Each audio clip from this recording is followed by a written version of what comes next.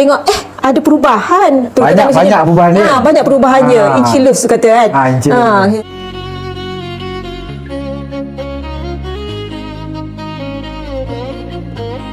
Hilang terus dulu besar kat you. Okey, kat perut pula tunjuk kat perut. Tak ada konsep tepuk sikit. Tak ada konsep pun. Yalah, Allah nak temukan apa. Tengok ada Ezra tu.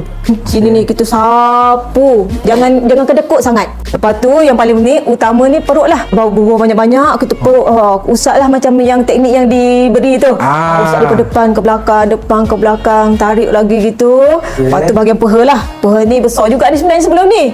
Besar. Kita cuba dulu. Tapi bila seminggu ada kurang dah sini ni. Alhamdulillah sangat. Akak dulu berat 75 kg, sekarang ni 57. 20 kilo hilang? 20 kilo. Masya Allah, tahniah Kakak Ayu. Sekarang ni saya boleh pakai yang anak perempuan saya boleh pakai. Macam mana tu? Baju XS anak tu dia boleh pakai, saya boleh pakai.